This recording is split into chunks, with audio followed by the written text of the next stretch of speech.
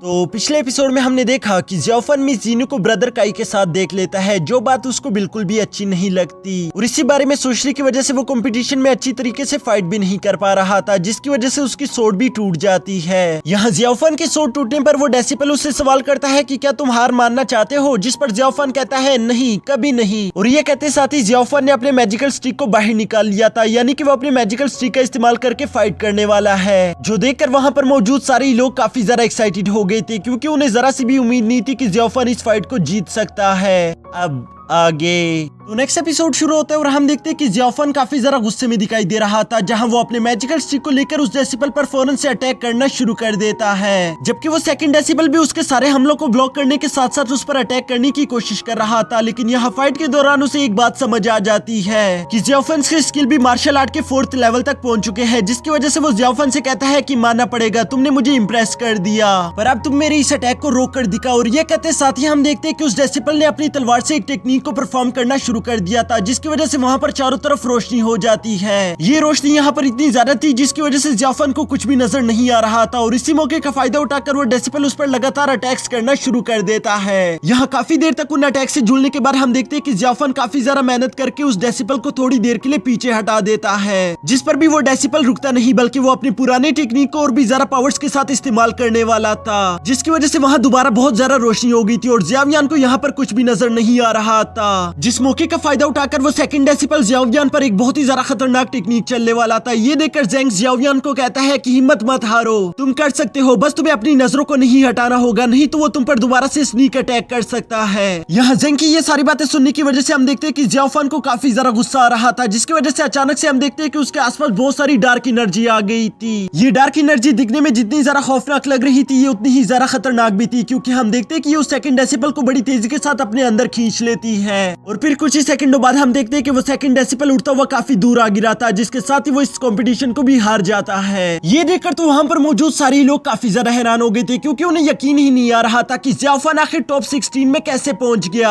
जबकि यहाँ दूसरी तरफ हम देखते हैं कि जियाओयान उस सेकंड डेसिबल को हराने के बाद अचानक से अपनी जगह पर बेहोश हो गया था। अब इसके नेक्स्ट सीन में हम देखते हैं कि शाम हो चुकी थी और जियाओफन के सारे भाई अपने 6 ब्रदर पर चिल्ला रहे थे। वो उससे कहते हैं कि तुम्हें जियाओफन की पावर्स के बारे में पहले से ही मालूम था, तुमने बस हमसे छुपा के रखा था, इसी वजह से तुम शर्त जीत गए। जिस पर वो 6 ब्रदर कहता है कि तुम लोगों को शर्म आनी चाहिए, तुम लोगों ने अपने भाई के हारने पर पैसे लगाए थे, बस मुझे ही अपने भाई पर पूरा यकीन था, जिसकी वजह से मैंने उसके जीतने पर पैसे लगाए और इसी वजह से मैं ये शर्त जीत गया। जबकि उसके दूसरे भाइयों को इस बात का यकीन नहीं आ रहा था। वो कहते हैं कि तुमने जरूर कोई ना कोई चीटिंग की होगी, तुम्हें पहले से ही मालूम था कि जियाओफन इस फाइट को जीतेगा, और इसीलिए वो उससे अपने पैसे वापस लेने की कोशिश करते हैं, जिस पर वो 6 ब्रदर अभी उनके पैसे वापस नहीं दे रहा था कि तभी अचानक वहाँ पर सोंगडुआन और मिस जीनू भी आ जाती है, जो कि इन सब से कहती है कि तुम लोगों को शर्म आनी चाहिए, पता नहीं तुम लोग किस तरह के भाई हो जो कि अपने भाई की जीतने और हारने पर जुआ लगा रहे थे, तुम लोगों को तो जियाओफन से माफी मांगनी चाहिए। जिस पर वो 6 ब्रदर कहता है कि नहीं, ऐसी तो कोई बात नहीं, मैं तो अपने भाई से बहुत ज्यादा प्यार करता हूँ, इसीलिए मैं उसके जीतने के लिए खुश हो रहा था, ना कि अपने पैसों के लिए। यहाँ पर ये लोग अभी इसी तरह की बातें कर ही रहे थे कि तभी वहाँ पर मास्टर टियन और उनकी वाइफ आ जाती है, जो कि इन लोगों से कहते हैं कि मैं तुम लोगों को इस तरह से सही सलामत देकर काफी ज्यादा खुश हो गया। आज तो तुम सब लोगों की किस्मत काफी ज्यादा अच्छी थी, जो तुम लोग इस फाइट के बावजूद भी बैंडेजेस में नहीं पड़े हुए। ये सुनकर मिस जीनू कहती है कि पापा, हम लोग इतने भी ज्यादा वीक नहीं, और वैसे भी हमारे ओपिनियन इतने ज्यादा स्ट्रॉन्ग नहीं कि वो लोग हमें बैंडेजेस तक पहुंचा सके। जिस पर मास्टर टियन कहते हैं कि बातें करना बंद करो, मुझे तो अभी तक समझ नहीं आ रहा कि तुम अपनी पिछली फाइट को कैसे जीत गई, वरना तो तुम्हारी सिचुएशन काफी ज्यादा खराब हो गई थी। अभी तुम्हें अपने नेक्स्ट राउंड के लिए काफी ज्यादा मेहनत करनी होगी, क्योंकि तुम्हारी नेक्स्ट ओपिनियन है मिस जुई। जो सुनकर अचानक से मिस जीनू ने अपना मुंह बना लिया था। वो कहती है कि जिसे देखो मिस जुई करता रहता है, वो इतनी भी ज्यादा स्ट्रॉन्ग नहीं कि वो मुझे अकेले हरा सके। जिसके बाद हम देखते हैं कि मास्टर टियन जियाओफन के पास चला गया था, जहां वो पहली दफा उसकी तारीफ करते हुए कहते हैं कि आज मुझे तुम पर काफी ज्यादा प्राउड महसूस हो रहा है, तुमने आज की ये फाइट जीतकर मेरा सर फखर से बुलंद कर दिया। मैं उम्मीद करता हूँ कि कल भी तुम बिल्कुल ऐसा ही करोगे, पर कल तुम अपना थोड़ा बहुत ख्याल रखना, क्योंकि कल जो ओपिनियन तुम्हारे सामने आएगा वो बहुत ज्यादा पावरफुल और खतरनाक है। ये सब सुनकर जियाओफन अपने मास्टर से कहता है कि ओके मास्टर, मैं इस सब का ख्याल रखूंगा। जिसके बाद मास्टर 6 ब्रदर से कहते हैं कि तुम्हें जुए की लत लग चुकी है, अगली बार मैं ये हरकत ना देखूं, हूँ कि तुमने किसी भी चीज पर जुआ लगाया हो, वरना मैं तुम्हारे मैजिकल डाइस तुमसे ले लूंगा।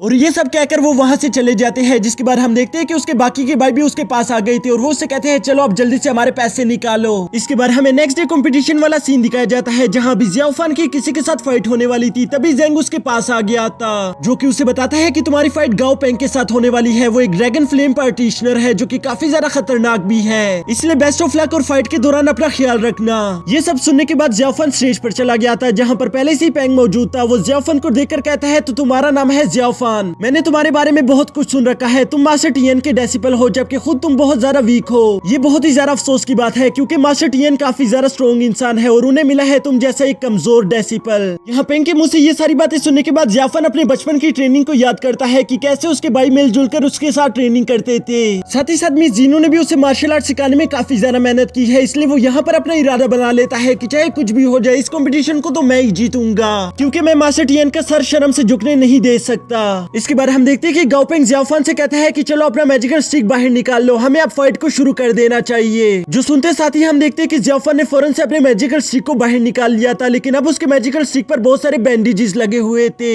ये सब देखकर गाओ पेंग काफी ज्यादा हैरान हो गया था। वो जियाओफान से कहता है कि आखिर ये सब क्या है, जिस पर जियाओफान कहता है कि मैं नहीं चाहता कि मैं तुम्हें चोट पहुंचा दूं, इसलिए मैंने अपने मैजिकल स्टिक पर बहुत सारे बैंडेजेस को लपेट दिया है। ये सुनकर तो गाओ पेंग को हंसी आ गई थी और वो अपनी तलवार की फ्लेम को एक्टिवेट करते हुए कहते हैं कि आखिर तुमने ऐसा सोच भी कैसे लिया कि तुम मुझे जख्मी कर सकते हो। मैं एक ड्रैगन फ्लेम प्रैक्टिशनर हूँ, तुम मुझे कभी भी नुकसान नहीं पहुंचा सकते। और ये कहते साथ ही हम देखते हैं कि उसने बड़ी तेजी के साथ आगे बढ़ते हुए जियाओफान पर अटैक करना शुरू कर दिया था। वो जियाओफान के चारों तरफ ही आग लगा देता है, जिसकी वजह से जियाओफान के पास जाने के लिए कोई रास्ता नहीं बचता। और इसी के साथ हमारा ये एपिसोड भी यहीं पर खत्म हो जाता है।